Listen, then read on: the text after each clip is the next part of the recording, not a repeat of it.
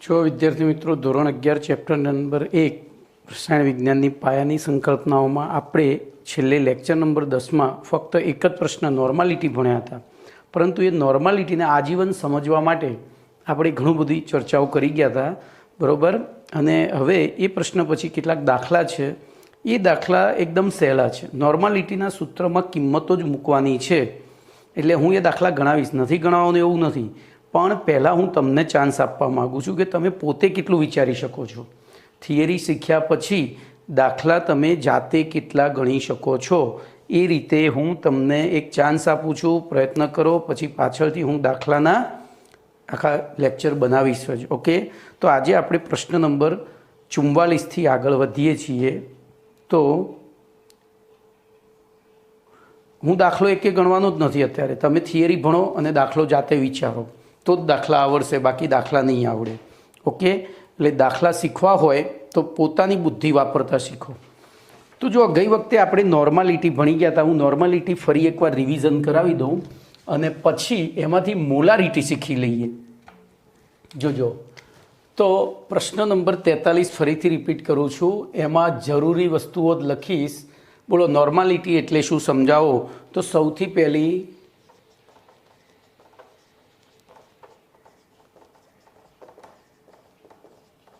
આવો પ્રશ્ન હતો આપણો, બરાબર.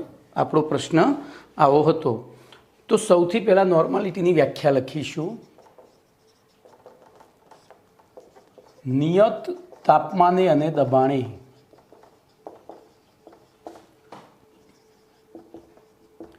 એક લીટર અથવા 1000 ml જે લખવું એ લખાય, દ્રાવણમાં ઓગળેલા દ્રાવ્ય પદાર્થના ગ્રામ તુલ્ય ભારની સંખ્યાને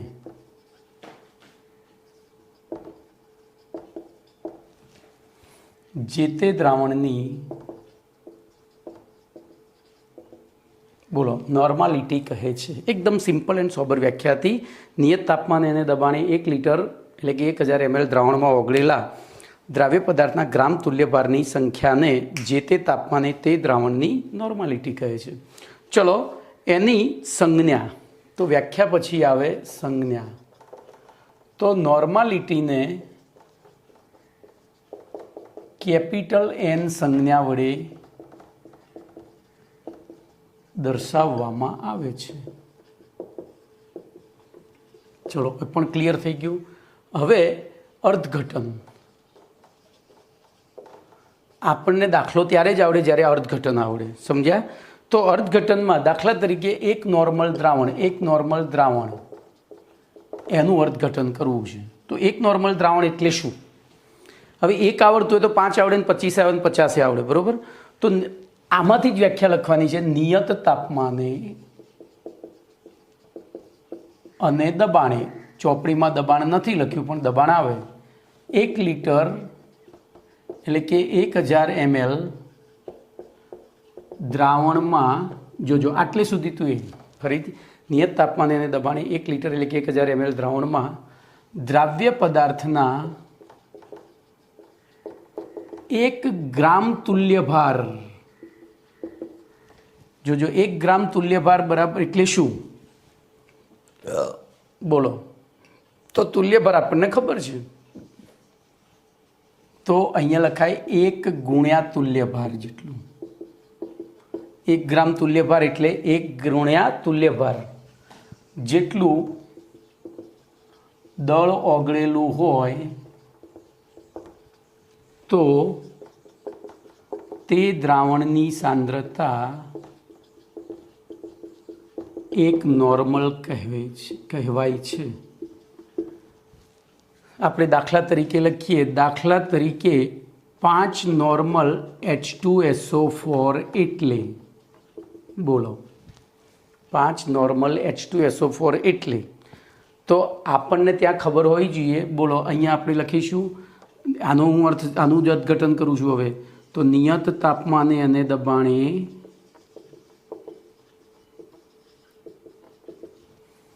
1 લીટર એટલે કે 1000 ml H2SO4ના દ્રાવણમાં બરોબર H2SO4ના 5 ગ્રામ તુલ્ય ભાર, ખાસ ધ્યાન રાખજો, કૌંસમાં 5 ગુણ્યા H2SO4નો તુલ્ય ભાર બરાબર 5 ગુણ્યા, હવે H2SO4 આપણે તુલ્ય ભારની શોધવાની રીત શીખી ગયા છીએ. બોલો H2SO4નો તુલ્ય ભાર એટલે અણુભાર ભાગ્યા એની બેઝિકતા. તો અણુભાર 98 છે અને બેઝિકતા 2H પ્લસ છૂટા પડે છે એટલે 2, એટલે કે 5 ગુણ્યા 49. બોલો કેટલા થશે? તો 5 × 25 250માંથી 5 ગયા એટલે 245 ગ્રામ. 245 ગ્રામ દળ ઓગળેલું છે. ખબર પડી ગઈ? ચલો એનું સૂત્ર લખીએ હવે. તો સૂત્રમાં નોર્માલિટી બરાબર 1000 ઇન્ટુ દ્રાવ્ય પદાર્થનું દળ, જેને આપણે W2 મેં ગઈ વખતે શીખવાડી દીધું છે. ગઈ વખતે શીખવાડ્યું છે મુર્ગી પહેલે કે અંડા, તો એનો જવાબ નથી, પણ દ્રાવક, દ્રાવણ અને દ્રાવ્યમાં પહેલું કોણ હોય? તો આપણા ઘરે ગેસ્ટ આવે ત્યારે મમ્મી શરબત બનાવવા બેસે ત્યારે સૌથી પહેલું તપેલીમાં પાણી લે છે. સૌથી પહેલું પાણી. પાણી એટલે દ્રાવક, જેનો જથ્થો વધારે છે, ભણી ગયા છીએ આપણે. તો જે પહેલું લીધું એને પહેલો ક્રમ આપવાનો, બીજું લીધું એ બીજો, અને ત્રીજું બને એ ત્રીજો. પણ અહીંયા ત્રીજો ક્રમ આપવાની જરૂર નથી, કારણ કે એ બનવાનું જ છે. તો W2 તો દ્રાવક, અહીંયા દ્રાવકનું દળ હોત તો W1, પણ દ્રાવકની અંદર દ્રાવ્ય પદાર્થ ઓગાળીને આપણે દ્રાવણ બનાવીએ છીએ એટલે W2 ગુણ્યા દ્રાવ્યનો તુલ્ય ભાર. જોજો દ્રાવ્યનો તુલ્ય ભાર. હવે ફરી પાછું દ્રાવ્ય આવ્યું. હવે તુલ્ય ભારને ઇંગ્લિશમાં ઇક્વિવેલન્ટ વેઇટ કહેવાય, EW. તો અહીંયા 2 લખી દો ગુણ્યા, બોલો દ્રાવણનું કદ તો VmLમાં. હવે અહીંયા દ્રાવણ ત્રીજું બન્યું એટલે ત્યાં 3 નંબર આપવાની જરૂર નથી. જ્યાં 3 નંબર આપ્યો હોય કે ના આપ્યો હોય એ આપણે કોના માટે ગણવાનું? દ્રાવણ માટે. V એ કદની સંજ્ઞા છે, પણ ત્યાં કશું લખ્યું નથી એટલે કોના માટે ગણવાની? તો ટૂંકમાં આપણે બોલો એક સિમ્પલ આવું સીધું જ સંજ્ઞાત્મક સૂત્ર બનાવવું હોય તો શું બને? વિચારો. તો સંજ્ઞાત્મક સૂત્ર બનાવવું હોય તો આ રીતે લખાય, ઇમ્પ્લાઇઝ નોર્માલિટી બરાબર 1000 ઇન્ટુ W2 ગ્રામમાં છેદમાં EW2 ગુણ્યા VmLમાં. પતી ગયું. હવે જોજો બીજું સૂત્ર. આ 1000ને હું છેદમાં લાવું, આને ઉપર લઈ જાઉં. તેથી નોર્માલિટી બરાબર બોલો W2 ભાગ્યા EW2, W2 ભાગ્યા EW2 છેદમાં બોલો VmL ભાગ્યા 1000 થયા. આને ઉપર લઈ ગયો એટલે અહીંયા ભાગાકારમાં, આ છેદમાં લાવેલ એ ભાગાકારમાં આવ્યું. તો બોલો W2 upon EW2 અહીંયા આપણને મળી જાય. બોલો આ શું હતું? દળ. આ શું છે? EW2. તો 245 ભાગ્યા 49 કરીએ એટલે શું મળી જાય? તો ગ્રામ તુલ્ય ભાર મળી જાય. ગ્રામ તુલ્યાંક મળે. શું મળે? ગ્રામ તુલ્યાંક અથવા તો તુલ્ય ભાર. છેદમાં બોલો ml ને 1000 વડે ભાગ્ય તો શું મળે? તો લીટર. તો ગ્રામ તુલ્યાંક પ્રતિ લીટર. બરોબર. તો આ એનો એકમ થઈ ગયો. શેનો?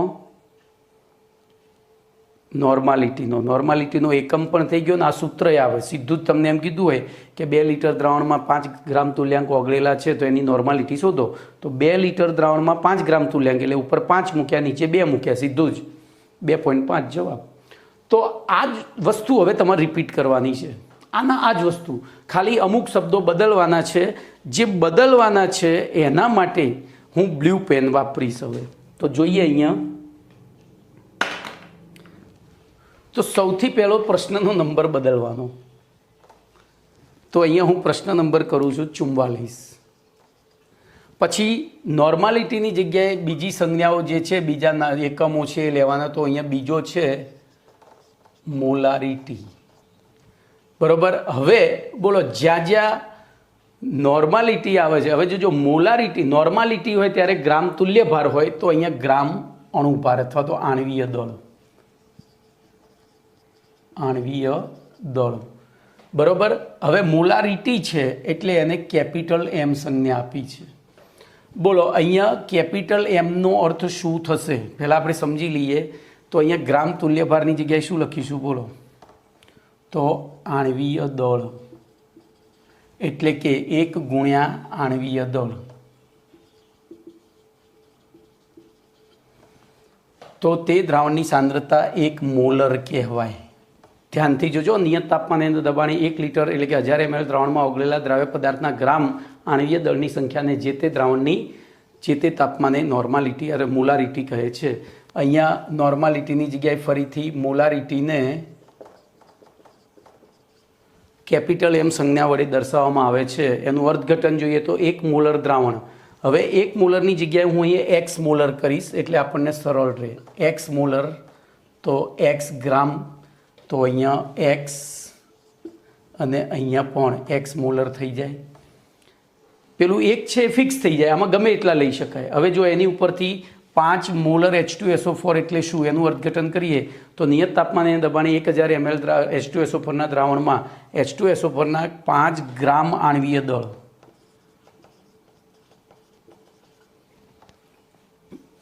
એટલે અહીંયા શું થઈ જશે? આ બધું નીકળી જશે. આપણે અહીંયા ફરીથી લખીએ તો H2SO4નું આણવીય દળ બરાબર 5 ગુણ્યા 98 બરાબર બોલો કેટલા થયા? 490 થયા. પછી નોર્માલિટીની જગ્યાએ મોલારિટી. ચલો હેડો હવે તમે જ વિચારો સૂત્રમાં શું સુધારો કરું તો બાકી બધું એનું એ જ રહેશે. જો વ્યાખ્યામાં આપણે ખાલી સંજ્ઞા અને જ્યાં તુલ્ય દળ હતું એની જગ્યાએ આણવીય દળ કર્યું છે. તો બોલો અહીંયા આણવીય દળ કરી દઉં, જેને ઇંગ્લિશમાં MW2 મોલેક્યુલર વેઇટ કહેવાય. તો અહીંયા પણ MW2 કરી દઉં. એવી રીતે બોલો અહીંયા શું થઈ જશે? MW2. તો કોઈપણ પદાર્થના દળને એના આણવીય દળ વડે ભાગીએ ત્યારે શું થઈ જાય? તો મોલ થાય. આગળ આપણે ભણી ગયા છીએ. તો બોલો એનો એકમ મોલારિટીનો એકમ શું થશે? મોલ પર લિટર. શું થશે? મોલ પર લિટર. પેલામાં ગ્રામ તુલ્યાંક પ્રતિ લિટર. બોલો કમ્પ્લેટ. તો જો આખી થિયરી એકદમ ચકાચક થઈ ગઈ કમ્પ્લેટ. તો એક તૈયાર કરો ને 2 આવડે એવું કંઈક કરો. તો આમાં પણ દાખલા છે. ફરીથી 44મો પ્રશ્ન એકદમ સિમ્પલ રીતે મેં તમને સમજાવ્યો. 43મો તૈયાર કરો, 44મો આવડે, 44મો તૈયાર કરો, 45મો આવડશે, 45મો તૈયાર કરો, 46મો આવડશે. એક પ્રશ્નમાં 4 પ્રશ્નો સમાયેલા છે. બરાબર. તો હવે તો અહીંયા 44મો પ્રશ્ન પત્યો છે. એની સાથે સાથે પહેલાં હું બધા પ્રશ્નો ચલાવી દઉં, પછી આપણે MCQ અરે પહેલાં ચલાવીશું. બરાબર. એના પછી 45મો પ્રશ્ન લઈએ. બોલો મોલાલિટી. ધ્યાનથી હો જોજો, અહીંયા રીટી છે, આ રી બદલી હવે હું એક જ શબ્દ બદલીશ અને કાળી પેનથી બદલીશ. મોલાલિટી. શું? મોલા પેલું બીટી વંચાતું હતું, હા લીટી. તો ત્યાં આટલેથી આ નીકળી જાય.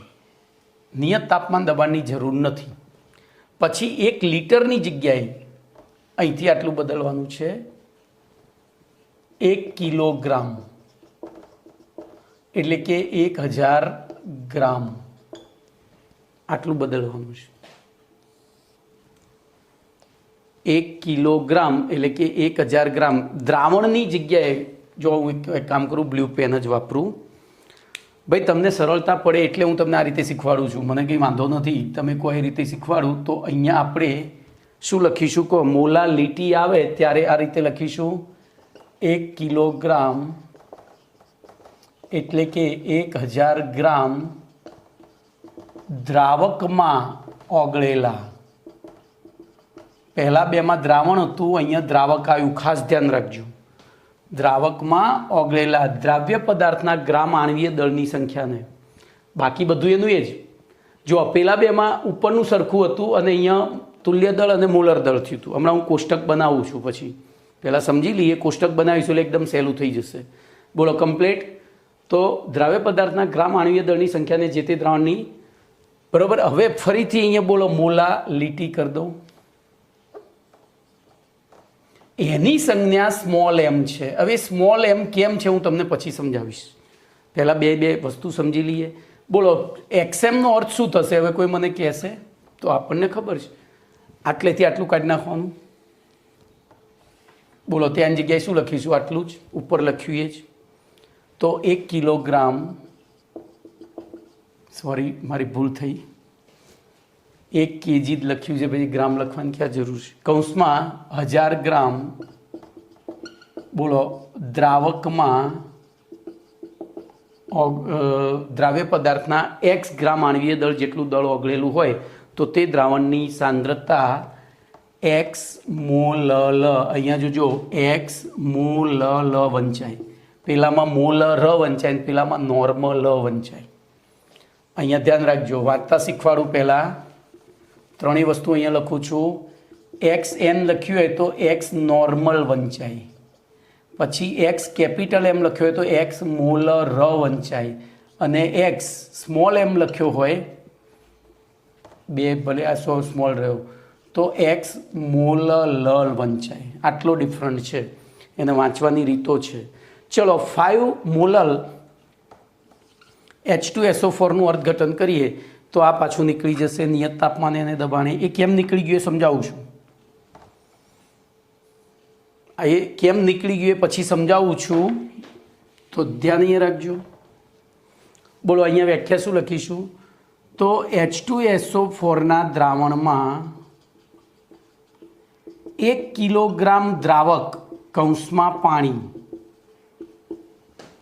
1 કિલોગ્રામ દ્રાવકમાં H2SO4નું 5 ગ્રામ આણ્વીય દળ એટલે કે 490 ગ્રામ આણ્વીય દળ ઓગળેલું છે. બોલો હવે અહીંયા શું બદલાશે? મોલાલિટીના સૂત્રમાં શું બદલાશે? વિચારો. ચલો ભાઈ ગોખશો ને તો કશું નહીં આવડે, આ રીતે બુદ્ધિ ચલાવશો તો બધું આવડશે. તો જોજો પેલામાં આ વસ્તુ બદલાઈ હતી, આમાં મોલાલિટીમાં શું બદલાયું? તો પેલામાં દ્રાવકની જગ્યાએ દ્રાવણ હતું, તો અહીંયા દ્રાવણની જગ્યાએ શું લખી દેવાનું? તો અહીંયા લખીશું, બોલો શું લખું? તો દ્રાવકનું દળ, બોલો શેમાં લખીશું? ગ્રામમાં. ભલે અહીંયા કિલોગ્રામ લીધું, ત્યાં લીટર લીધું હતું, ખબર છે ને? ત્યાં લીટર હતું એનું ml કર્યું હતું, તો અહીં કિલોગ્રામ લીધું તો ગ્રામ કરી દઈએ. બોલો એવી રીતે અહીંયા શું લખીશું? તો જો દ્રાવક આવ્યો છે અને દ્રાવક એટલે 1 થાય, તો W1 ગ્રામ. શું થશે? દ્રાવક મુરગી પહેલે કે અંડા પહેલે એમાં કશું ખબર નહીં, પણ આમાં ખબર છે. ચલો આમાં શું થશે? તો અહીંયા W1 ભાગ્યા 1000, એટલે કે જે દળ ગ્રામમાં હતું એ ગ્રામને 1000 વડે ભાગીએ તો શું થઈ જાય? તો અહીંયા લખવું પડે કિલોગ્રામ દ્રાવક. ખાસ લખવું પડે કારણ કે 1 છે. કિલોગ્રામ દ્રાવણ નહીં પરંતુ કિલોગ્રામ દ્રાવક. બોલો કમ્પ્લેટ. એક કાંકરે 3 પક્ષી માર્યા છે મેં, એક કાંકરે 3 પક્ષી માર્યા છે. હવે 3 પક્ષીને આપણે કેવી રીતે જીવતા કરીશું, એટલે કે કેવી રીતે યાદ રાખીશું એની વાત કરું તો ધ્યાન અહીંયા રાખજો. એક કોષ્ટક બનાવી દઉં છું. બ્લુ પેનનો ત્રાસ વધારે જો એ નહીં જતું, બ્લેક જતું રહે.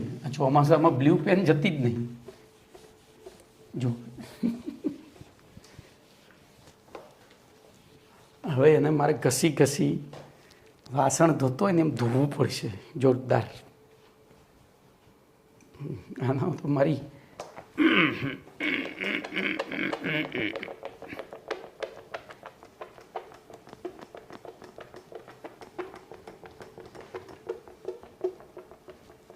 બારો ભાઈ તમારો સમય બચાવો.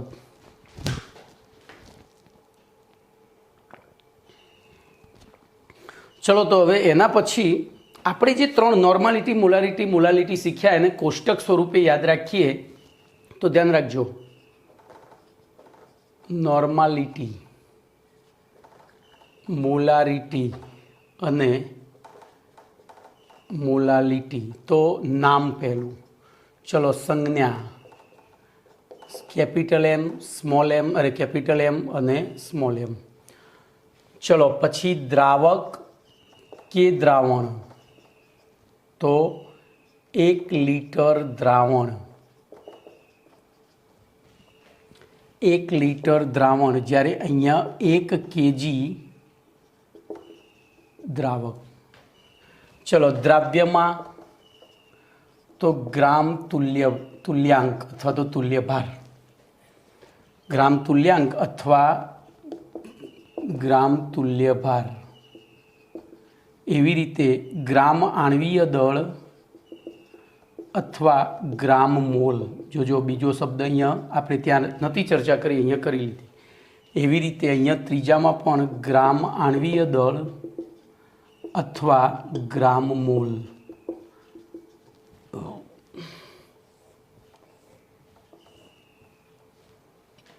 બરોબર. પછી આડી લાઈનો કરું છું.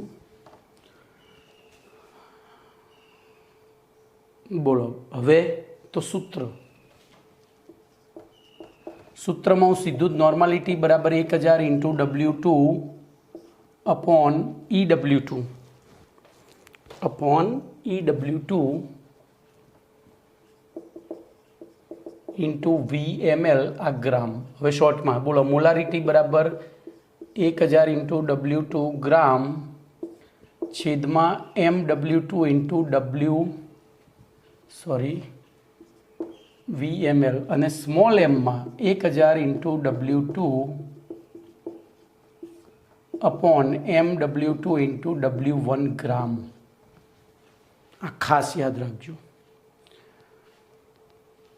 બરોબર. તો આટલું યાદ રાખશો એટલે તમારે બધું આવી ગયું, બીજું કશું કરવાનું નથી. જો નોર્માલિટીની વ્યાખ્યા લખવી હોય, હવે જો અહીંયા તમને આ લીટર છે એટલે કદ એ તાપમાન દબાણ ઉપર આધારિત એકમ છે, જ્યારે દળ એ તાપમાન દબાણ ઉપર આધારિત એકમ નથી. એટલે અહીંયા દળ છે, કિલોગ્રામ એ દળનું એકમ છે, આ લીટર. એટલે આ બેની વ્યાખ્યામાં શરૂઆત ક્યાંથી થવી જોઈએ? નિયત તાપમાને અને દબાણે. તો જો નોર્માલિટીની વ્યાખ્યા લખીએ, નિયત તાપમાને અને દબાણે 1 લીટર દ્રાવણમાં ઓગળેલા દ્રાવ્ય પદાર્થના ગ્રામ તુલ્યાંકને જે તે દ્રાવણની નોર્માલિટી કહે છે.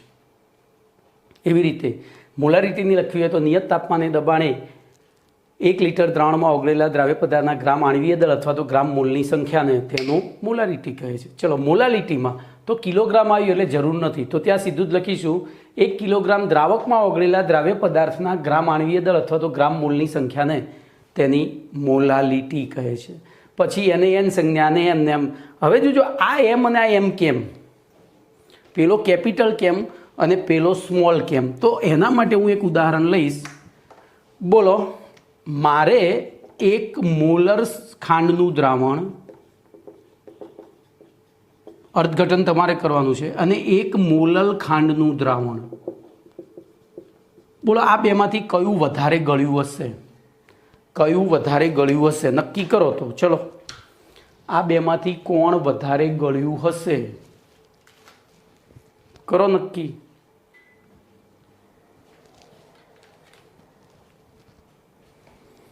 તો એના માટે તમારે શું કરવું પડે? એનું અર્થઘટન કરવું પડે. બોલો 1 મોલ ખાંડ, મોલર એટલે, તો અહીંયા આપણે 1 મોલ ખાંડ વત્તા પાણી ઉમેરી, જો ત્યાં દ્રાવણનું કદ છે, 1 લીટર દ્રાવણ બનાવ્યું છે. ધ્યાનથી સમજજો. 1 મોલ ખાંડમાં પાણી ઉમેરી 1 લીટર દ્રાવણ બનાવ્યું. હવે 1 મોલ ખાંડ એટલે 342 ગ્રામ ખાંડ વત્તા, બોલો હવે એમાંથી 1 લીટર પાણી બનાવવું હોય, દ્રાવણ બનાવવું હોય, તો અહીંયા પાણી કેટલું લેવું પડશે? વિચારો તો પાણી કેટલું લેવું પડશે? જો 1 લીટર લેવું પડશે કે 1 લીટરથી થોડું ઓછું લેવું પડશે? તો બે ભેગા થઈને કદ 1 લીટર થાય છે, એટલે અહીંયા લેવું પડે 1 લીટરથી થોડું ઓછું. ધ્યાનથી સમજજો. ચલો અહીંયા કરીએ. 1 મોલર ખાંડનું દ્રાવણ, તો 1 મોલ ખાંડ, હવે મોલર છે એટલે બોલો શેમાં આવશે? કિલોગ્રામ દ્રાવક. તો 1 કેજી પાણી બરાબર શરબત. આપણે એવું સીધું લખી દઈએ, કારણ કે ત્યાં અહીંયા મોલારિટીમાં છેલ્લું કદ લીટર બનાવવાનું હતું, આમાં આ લીટર લેવાનું જ હતું, કિલોગ્રામ લેવાનું હતું, પરંતુ પાણીની ઘનતા કેટલી છે? 1 છે. તેથી બોલો 1 કેજી બરાબર 1 લીટર પાણી થાય. તો હું ફરીથી આ લખું, તેથી 1 મોલની જગ્યાએ હવે હું શું લખી દઉં? બોલો, 342 ગ્રામ ખાંડ વત્તા 1 લીટર પાણી બરાબર 1 મોલર ખાંડનું દ્રાવણ થયું. એવી રીતે બરાબર અહીંયા શું લખાય? 1 મોલર ખાંડનું દ્રાવણ થયું. હવે મને કહો, આ બેમાંથી કયું વધારે ગળ્યું? ધ્યાનથી જુઓ તો તમારો જવાબ આટલામાં છે. બોલો, ખાંડનો જથ્થો તો સરખો જ છે, પણ અહીંયા 1 લીટરથી ઓછું પાણી છે, અહીંયા 1 લીટર પૂરેપૂરું છે. એનો મતલબ આ બેમાંથી કયો શરબત વધારે ગળ્યો થશે? ખબર પડી? આ વધારે ગળ્યો થાય. 1 લીટર કરતાં ઓછા પાણીમાં 342 ગ્રામ ખાંડ છે, અને આ ગળ્યા પણ એ સાંદ્રતાની એક માપ છે. ખબર પડી? સાંદ્રતાનો માપદંડ છે. આમાં પૂરેપૂરા 1 લીટર પાણીમાં 342 ગ્રામ ખાંડ છે, તો આ વધારે ગળ્યો થયો. આ વધારે એટલે આપણે એને મોટો કેપિટલ M સંજ્ઞા આપી છે. હંમેશા કોઈપણ પદાર્થના 1 મોલર દ્રાવણ કરતાં 1 મોલર દ્રાવણની સાંદ્રતા વધારે જ હોય. ખબર પડી? 1 મોલર એટલે આ રીતે, અને મોલર અહીંયા મેં જોજો, આ નોર્મલ વંચાય, આ મોલર વંચાય, અને આ મોલર વંચાય. શીખવાડ્યું તો હાલ. તો 1 મોલર કરતાં 1 મોલર, એક જ પદાર્થના 2 દ્રાવણો બનાવે, 1 મોલર અને 1 મોલર. તો મોલર કરતાં મોલરની સાંદ્રતા એટલે કે એના ભૌતિક ગુણધર્મો મૂલ્યો વધારે હોય, ગળ્યાપણું વધારે હોય, રંગ વધારે હોય, તીવ્રતા રંગની, બરાબર. તો એટલે એને કેપિટલ M સંજ્ઞા આપી છે, આને સ્મોલ m સંજ્ઞા આપી છે. ઓકે, તો અહીંયા તમારો પ્રશ્ન નંબર 45 સુધી એકદમ ક્લિયર કટ પૂરું થયું. હવે 46મો પ્રશ્ન લઈશ.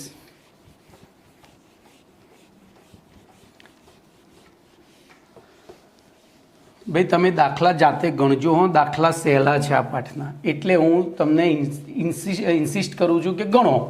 નહીં આવડે તો હું બેઠો છું, અને એક વસ્તુ હું એટલું કહીશ કે જેટલું તમે કરશો ને એટલું તમને આવડશે. હું શીખવાડીશ, હું બેઝિક શીખવાડું, એના ઉપરથી તમારે એનો ઉપયોગ કરતાં શીખવાનો છે. પછી હું દરેક દાખલો ને દરેક MCQ શીખવાડીશ તો તમે ક્યારેય સફળ નહીં થાઓ, એટલું યાદ રાખજો. ખ્યાલ આવે કે નહીં? અત્યારે હાલની પરિસ્થિતિ જુઓ ડૉક્ટરોની. કોરોના વિશે નહોતા ભણ્યા તો કોરોનાની દવા કરે છે, બરાબર. તો એને ધ્યાનમાં રાખીને આપણે પણ ભવિષ્યના ડૉક્ટર જ છીએ એવું સમજીને ચાલવાનું, ડૉક્ટર કે એન્જિનિયર. તો જો આમાં પણ બે વચ્ચે 44મા પ્રશ્ન પછી પણ દાખલા છે મોલારિટીના, અને 45મા પ્રશ્ન પછી મોલાલિટીના દાખલા છે. તો એ તમારે ધ્યાનથી બુદ્ધિ વાપરીને ગણવાના છે. નહીં આવડે તો હું ગણાવીશ. હવે પ્રશ્ન નંબર 46 લઈએ. તો પ્રશ્ન નંબર 46 એમાં છે મોલ અંશ એટલે શું? મોલ અંશ એટલે શું? ચલો હું આને સમજવા માટે એક સરસ ઉદાહરણ લઉં. ધારો કે આપણે ફિઝિકલ ક્લાસમાં બેઠા છીએ, એટલે કે મારા ઉદ્ગમ ક્લાસીસમાં બેઠેલા છીએ.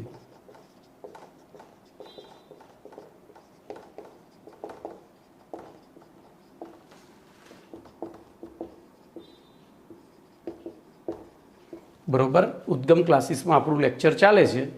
સરળતા ખાતર 19 વિદ્યાર્થી અને હું એટલે કે એક શિક્ષક, ટોટલ 20 સભ્યો હાજર છે. અહીંયા સરળતા ખાતર મેં મારા પૂરા વિદ્યાર્થી નથી લખ્યા, નહીંતર તમે લોકો પછી મને ગાળો એમ કે મનમાં એમ કહો કે સાહેબને ઉદાહરણ આપતા નહીં આવડતું. હવે 20ની જગ્યાએ એક કામ કરો ને 4 જ કરી દઈએ જોઈ, નહીંતર 20 જણાએ મને ભેગો થઈને ધીબી નાખશે. તો બોલો કેટલા સભ્યો થયા? 5. ઉનાળાની સિઝન હતી, તમે લોકો આવી ગયેલા હતા, ડિફિકલ્ટી સોલ્વ કરવા આવ્યા હતા. હું રોડ ઉપરથી આવતો હતો, મેં સરસ લાલ ચટક તરબૂચ જોયું, બરાબર, બરફ ઉપર મૂકેલું હતું, ઠંડુ હતું. એટલે મને એમ થયું લાઈવ છોકરાઓ માટે લેતો જાઉં. તો હું 2 કિલોનું એક તરબૂચ લાવ્યો. બોલો, 4 વિદ્યાર્થી A, B, C અને D, અને 5મા ટીચર T. આ દરેકના ભાગમાં કેટલું તરબૂચ આવશે? સાહેબ હવે એ તો એની તાકાત ઉપર છે, એવું નહીં. આપણે સૈદ્ધાંતિક વિચારવાનું છે, પ્રાયોગિક નહીં. બોલો, તો હું 2 કિલો લાવ્યો તો ટોટલ સભ્યો 5 હતા, તો આના ભાગમાં 2/5 આવ્યું, આના ભાગમાં 2/5 આવ્યું, આના ભાગમાં 2/5, આના ભાગમાં 2/5 અને આના ભાગમાં 2/5 આવ્યું. બોલો ટોટલ સરવાળો કરો તો કેટલો થયો? તો ટોટલ સરવાળો કરીએ તો 10/5 એટલે કે 2 કિલો થઈ ગયું. ખબર પડી? 10/5 એટલે 2 કિલો. તો આને તડબૂચ અંશ કહેવાય. આને શું કહેવાય? તડબૂચ અંશ. એમ મોલ અંશ શોધવાનો. ખબર પડી? તો આપણે તડબૂચ અંશ કેવી રીતના શોધ્યો? તો જે તે ઘટકના ભાગમાં આવતું તડબૂચ ભાગ્યા કુલ ઘટકોનો તડબૂચ અથવા તો કુલ ઘટકોની સંખ્યા. જે તે ઘટકના ભાગમાં આવતું તડબૂચ એટલે કે જે તે ઘટકનું તડબૂચ ભાગ્યા કુલ તડબૂચ અથવા તો કુલ ઘટકોનું સંખ્યા. એમ તો ધ્યાન અહીંયા રાખજો. આપણે અહીંયા હવે આની બહુ આટલું બધું મારે ઉદાહરણ આપવાની જરૂર નહોતી, પણ અમારી આદતથી મજબૂર છું. મને ઉદાહરણ આપ્યા વગર ભણાવવું ગમતું નથી. તો જો સિમ્પલી એની વ્યાખ્યા એક જ છે. તો મોલ અંશની વ્યાખ્યા લખીએ. જો એની સંજ્ઞા છે એક્સ. એકચ્યુઅલી એક્સ નથી, પણ આપણે એક્સ કહીશું. એની સંજ્ઞા કાઈ છે, જે મને પણ દોરતા નથી ફાવતી.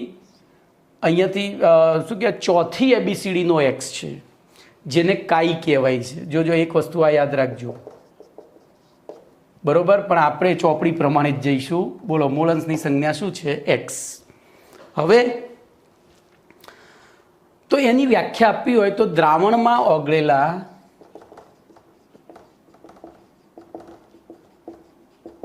વિવિધ ઘટકો પૈકી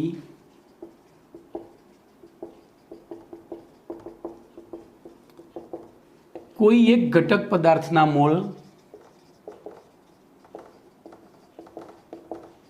અને બધા જ ઘટક પદાર્થના પદાર્થની મોલ સંખ્યા. અહીંયા મોલ સંખ્યા મોલ સંખ્યા, પદાર્થની મોલ સંખ્યા અને બધા જ ઘટકોને પદાર્થની મોલ સંખ્યાના ગુણોત્તરને શું કહીશું? મોલ અંશ. હવે જો રસાયણ વિજ્ઞાનમાં આમ તો જનરલી આપણે દ્વિઅંગી દ્રાવણોનો જ વધુ અભ્યાસ કરીએ. દ્વિઅંગી દ્રાવણ એટલે બે જ ઘટકોનું બનેલું, એક દ્રાવક હોય ને બીજું દ્રાવ્ય હોય. તો અહીંયા ધારી લઉં, એક દ્રાવણમાં બોલો દ્રાવ્યના મોલ, દ્રાવ્ય મુર્ગી પહેલે કે અંડા પહેલે, મોલની સંજ્ઞા આગળ આપણે ભણી ગયા n, પણ દ્રાવ્ય છે એટલે n1. અને દ્રાવકના મોલ જો શું લખું? n2. અહીંયા એક વસ્તુ મેં જાણી જોઈને ખોટી લખી છે. બોલો ચલો, કઈ ખોટી છે? તો મેં કહ્યું તેમ છતાં ખોટી લખી, કારણ કે તમે આવું કરવાના છો. મુર્ગી પહેલે કે અંડા પહેલે, તો એનો જવાબ નથી. પણ દ્રાવણમાં બેમાંથી પહેલું કોણ? શરબત બનાવવા બેસીએ તો મમ્મી સૌથી પહેલું શું લે? તો પાણી લે. પાણી કઈ રીતે વર્તે છે? દ્રાવક તરીકે. સો ધેટ અહીંયા 1, પછી ખાંડ નાખે તો અહીંયા 2 હોય. તો ચલો, દ્રાવ્યના મોલ અંશ બરાબર શું સૂત્ર થશે? તો દ્રાવ્યના મોલ છેદમાં કુલ મોલ કીધા છે. કુલ મોલ એટલે દ્રાવ્યના મોલ વત્તા દ્રાવકના મોલ થાય. આપણે સંજ્ઞાત્મક સ્વરૂપ આપીએ તો દ્રાવ્યના મોલ એટલે N2/N2 + N1 થાય. ચલો, એવી રીતે દ્રાવકના મોલ અંશ તો ઉપર થઈ જશે દ્રાવકના મોલ દ્રાવ્યના મોલ વત્તા દ્રાવકના મોલ. તો બોલો ત્યાં શું થઈ જશે? N1/N1 + N2.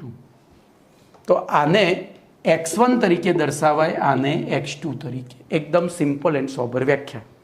કમ્પ્લીટ. હવે જો આપણે આ બેનો સરવાળો કરીએ. ચલો, તો x1 + x2 શું થશે?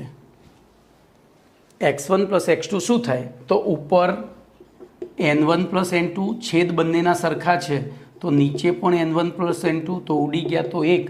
તો જો મેં અહીંયા ભલે દ્વિઅંગી દ્રાવણ લીધું, તમારે ગમે એટલા અંગી દ્રાવણ હોય, ગમે એટલો દ્રાવ્ય પદાર્થ મિક્સ કર્યા હોય, એટલે કે 4 દ્રાવ્યને 1 દ્રાવક ને 25 દ્રાવ્યને 1 જ દ્રાવક, તો પણ એ બધાના મોલ અંશનો સરવાળો હંમેશા 1 થાય. આટલું યાદ રાખજો. બોલો કમ્પ્લીટ. તો અહીંયા તમારો પ્રશ્ન નંબર 46 ફરી એકવાર જોઈને રિપીટ કરું છું. એટલે જોઈને એટલે બોર્ડ ઉપર. બોલો, સૌથી પહેલી વ્યાખ્યા લખીએ તો દ્રાવણમાં ઓગળેલા વિવિધ ઘટક પદાર્થો પૈકી કોઈ એક પદાર્થની મોલ સંખ્યા અને દ્રાવણમાં ઓગળેલા બધા જ ઘટક પદાર્થની મોલ સંખ્યાના ગુણોત્તરને શું કહે છે? જે તે પદાર્થ દ્રાવણમાં તે પદાર્થનો મોલંશ કહે છે. ચલો, દ્રાવણમાં કોઈ પણ પદાર્થનો મોલંશ તેના મોલંશની સંખ્યા પાછળ x લખીને દર્શાવવામાં આવે છે. એની સંજ્ઞાની વાત કરી. હવે એના સૂત્રની વાત કરીએ તો દ્રાવણમાં કોઈ પણ ઘટકના મોલંશ બરાબર જે તે પદાર્થના મોલ ભાગ્યા દ્રાવણમાંના બધા જ ઘટક પદાર્થોના મોલનો સરવાળો. અને દ્વિઅંગી દ્રાવણ માટે વાત કરીએ તો દ્વિઅંગી દ્રાવણ માટે દ્રાવ્યના મોલંશ બરાબર દ્રાવ્યના મોલ ભાગ્યા દ્રાવ્યના મોલ વત્તા દ્રાવકના મોલ, એટલે કે N2/N1 + N2 = X1. એવી રીતે દ્રાવકના મોલંશ બરાબર દ્રાવકના મોલ ભાગ્યા દ્રાવ્યના મોલ વત્તા દ્રાવકના મોલ બરાબર N1/N1 + N2 = X2. બોલો, કમ્પ્લીટ? ક્લિયર? તો આ થયું તમારું મોલ અંશ. હવે જોજો, એમાં છેલ્લે ખાસ એક વાક્ય યાદ રાખજો, કોઈ પણ દ્રાવણમાં રહેલા બધા જ ઘટકોના મોલ અંશનો સરવાળો હંમેશા એક થાય છે. એટલે જોજો, તમને એવું કીધું હોય, કોઈ દ્રાવણ દાખલામાં એવું પૂછ્યું હોય કે ભાઈ A અને B બે પદાર્થોને મિશ્ર કરતા બનતા દ્રાવણમાં A અને Bના મોલ અંશ શોધો, તો એનો એકનો જ શોધવાનો, બીજાનો તો એકમાંથી બાદ જે પહેલાનો મળ્યો એનો શોધ્યો, પછી બીનો શોધવાનો નહીં. એને શું કરવાનું? એકમાંથી બાદ એનો બાદ કરી દો એટલે બીનો મળી જાય ઓટોમેટિક. ઓકે, ચલો, એના પછી પણ દાખલા છે. હવે એ દાખલા પછી એક 47મો પ્રશ્ન છે, જેને હું પૂરો કરી દઉં એટલે આપણો પૂ થઈ જાય. પછી દાખલા બધા ગણીએ લાઈનસર.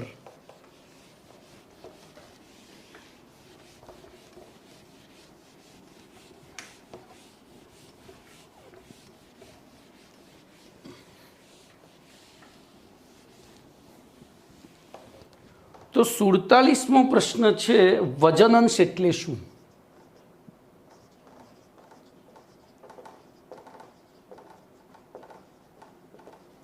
બોલો, વજન અંશ એટલે શું? તો પહેલાં એની કોમન વ્યાખ્યા આપું. 100 ગ્રામ દ્રાવણ અથવા 100 ml દ્રાવણ, 100 ગ્રામ દ્રાવણ અથવા 100 ml દ્રાવણમાં દ્રાવ્ય થયેલા દ્રાવ્ય પદાર્થના ગ્રામ એકમમાં દળને જે તે દ્રાવણનો વજન અંશ કહે છે. જે તે દ્રાવણમાં, સોરી મારી ભૂલથી મેં શોર્ટમાં લખી કાઢ્યું, જે તે દ્રાવણમાં દ્રાવ્યનો વજન અંશ કહે છે. બોલો, કમ્પ્લીટ? દ્રાવ્યનો વજન અંશ કહે છે. હવે તો અહીંયા બે વ્યાખ્યાઓ થશે ને, તો આના બે પ્રકાર પડે. બોલો, વજન અંશ અનુક્રમે તો એના બે પ્રકાર પડે. જો અહીંયા તો આપણે આ દળ જ લીધું છે, અહીંયા દળ લીધું છે, પણ અહીંયા ml છે, તો વજન અંશના નીચે પ્રમાણે બે રીતે દર્શાવવામાં આવે છે. હજુ ત્રીજી રીત છે, આપણે ભણીએ તો એડિશનલ ચોપડીમાં નથી આપી. બોલો, પહેલી રીત % વેઇટ બાય વેઇટ, બીજી રીત % વેઇટ બાય વોલ્યુમ, અને ત્રીજી જે ચોપડીમાં નથી આપી % વોલ્યુમ બાય વોલ્યુમ. બોલો, આની વ્યાખ્યા આમાંથી શોધવાની છે, શોધી કાઢો. તો W એ દળની સંજ્ઞા છે, તો બે દળ જ લઈ લેવાના. તો જો આની વ્યાખ્યા થશે 100 ગ્રામ દ્રાવણમાં ઓગળેલા દ્રાવ્ય પદાર્થના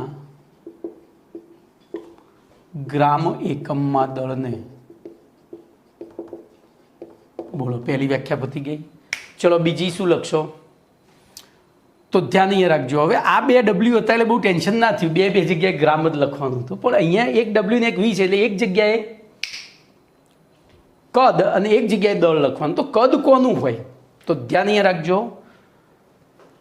દીકરો ગમે એટલો મોટો થઈ જાય, બાપને ખભે ના બેસાડે, પણ બાપ દીકરાને ખભે બેસાડે. તો ધ્યાન અહીંયા રાખજો, હું આ સૂત્રને આ રીતે લખું છું, W/V. બોલો આ બેમાં દીકરો કોણ અને બાપ કોણ? તો બાપે દીકરાને ખભે બેસાડ્યો છે. આ બાપ એટલે કે મોટો, મોટો એટલે કે વધારે.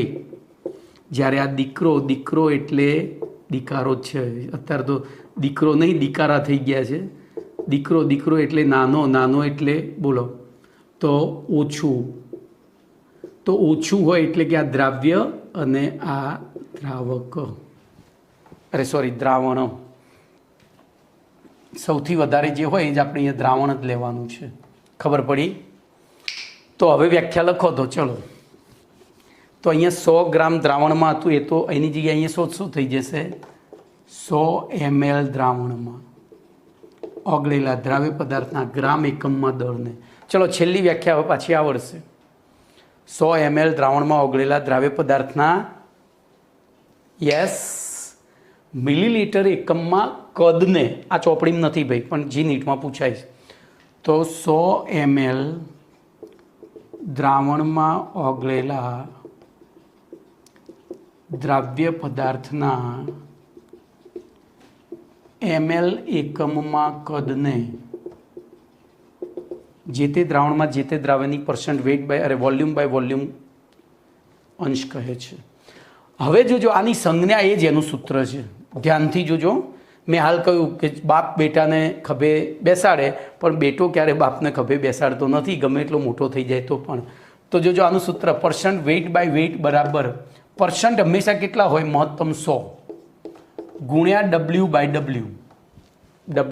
W, પણ ઉપર W એટલે તો W2, નીચે W જ. કેમ? તો દ્રાવણ છે. ખબર પડી?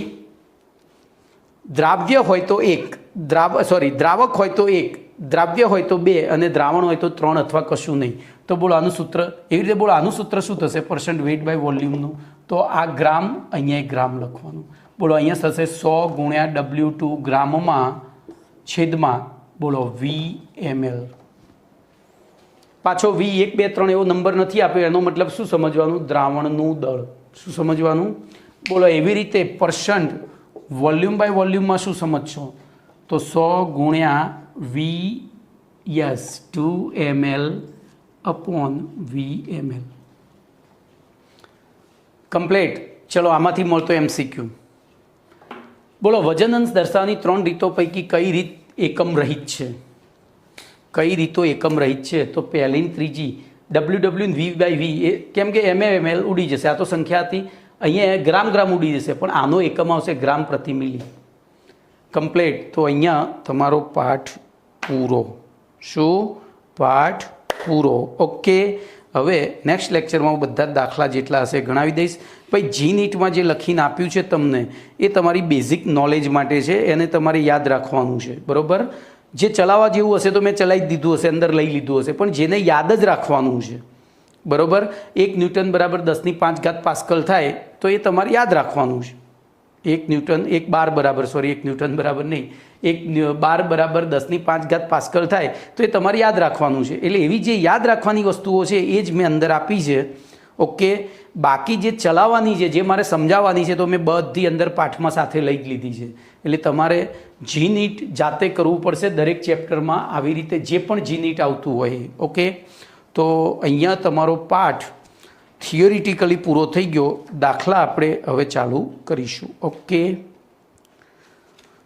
ચલો તો